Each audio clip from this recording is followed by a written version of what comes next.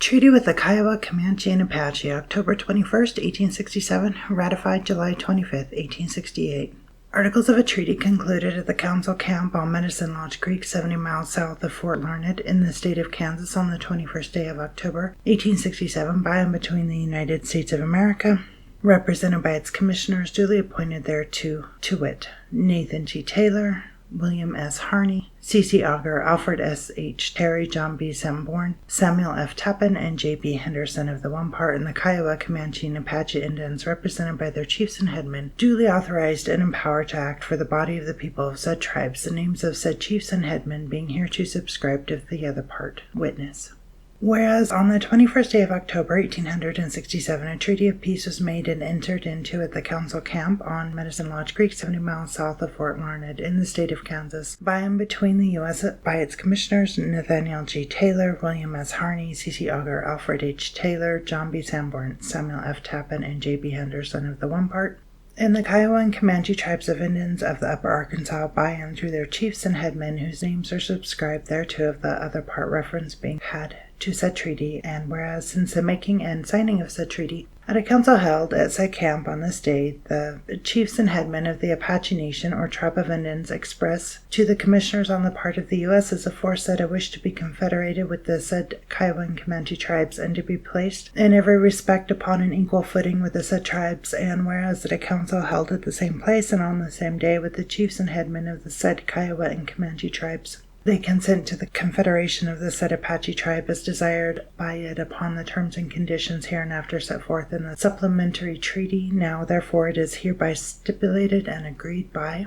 and between the aforesaid commissioners on the part of the U.S. and the chiefs and headmen of the Kiowa and Comanche tribes, and also the chiefs and headmen of said Apache tribes as follows, to wit, Article 1. The said Apache tribe of Indians agree to confederate and become incorporated with the said Kiowa and Comanche Indians, and to accept as their permanent home the reservation described in the aforesaid treaty with the said Kiowa and Comanche tribes, concluded as aforesaid at this place, and they pledge themselves to make no permanent settlement at any place nor in any lands outside of said reservation.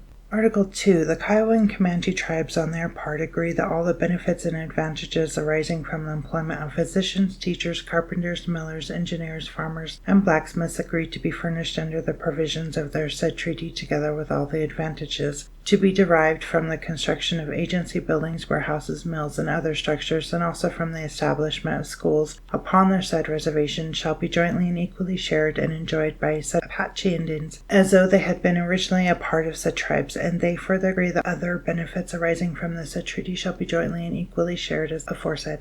Article 3. The U.S. on its part agree that clothing and other articles named in Article X of said original treaty, together with all money or other annuities, agree to be furnished under any of the provisions of said treaty to the Kiowa and Comanche shall be shared equally by the Apaches. In all cases where specific articles of clothing are agreed to be furnished to the Kiowas and Comanches, similar articles shall be furnished to the Apaches, and a separate census of the Apaches shall be annually taken and returned by the agent as provided for the other tribes. And the U.S. further agree, in consideration of the incorporation of said Apaches, to increase the annual appropriation of money as provided for in Article X of said treaty from $25,000 to $30,000, and the latter amount shall be annually appropriated for the period therein named for the use and benefit of said three tribes, confederated as herein declared, and the clothing and other annuities, which may from time to time be furnished to the Apache, shall be based upon the consensus of the three tribes, annually to be taken by the agent, and shall be separately marked, forwarded, and delivered to them at the agency house to be built under the provisions of said original treaty.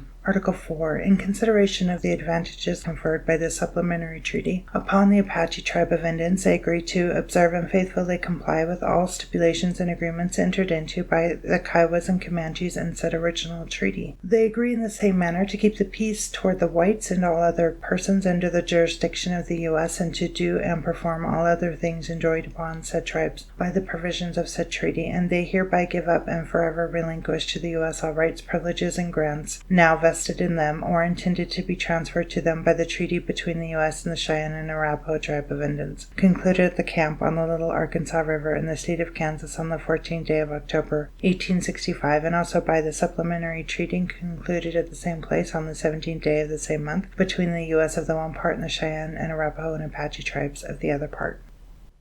In testimony of all which said Indians have hereunto set their hands and sails at the place and on the day there hereinbefore seated. N. G. Taylor, President of Indian Commission. William S. Harney, Brevet Major General Commissioner. C. C. Auger, Brevet Major General. Alfred H. Terry, Brevet Major General and Brigadier General. John B. Sanborn, Samuel F. Tappan, J. B. Henderson. On the part of the Kiowas, Satanka, or Sitting Bear, his X-mark. Satanta, or White Bear, his X-mark. Wahatokonk, or Black Eagle, his X-mark. Tana Inko, or Kicking Eagle, his X-mark. Fishamore, or Stinking Saddle, his X-mark. Mayatin, or Women's Heart, his X-mark. Settimgir, or Stumbling Bear, his X-mark. Sipaka, or One Bear, his X-mark. Borbo, or the Crow, his X-mark. Satamore, or Bear Lying Down, his X-mark. On the part of the Comanches, Periwasaman, or Timbers, his X-mark. Tepanovan, or Painted Lips, his X-mark. Toshowi, or Silver Brooch, his X-mark. Serchinik, or Standing Feather, his X-mark. Howear, or Gap in the Woods, his X-mark. Tirhayak or Horse's Back, his X-mark. Essa Manaka, or Wolf's Name, his X-mark. Atiista, or Little Horn, his X-mark. Puyatoyebi, or Iron Mountain, his X-mark. Sadayo, or Dog Fat, his X-mark. On the part of the Apaches, Mavipa, Wolf's Sleeve, his X-mark. Kanjantako, Poor Bear, his X-mark. Achosita, or Bad Back, his X-mark. Natan, or Brave Man, his X-mark. Bajit, Iron Shirt, his X-mark. Tilaka, or White Horse, his X-mark. Attest, Ashton Ace H. White Secretary. George B. Willis, Reporter. Philip McCusker, Interpreter. John D. Howland, Clerk, Indian Commission. Samuel S. Smoot, U.S. Surveyor. A. A. Taylor, J. H. Leavenworth, U.S. Indian Agent. Thomas Murphy, Superintendent, Indian Affairs. Joel H. Elliott, Major, 7th U.S. Cavalry.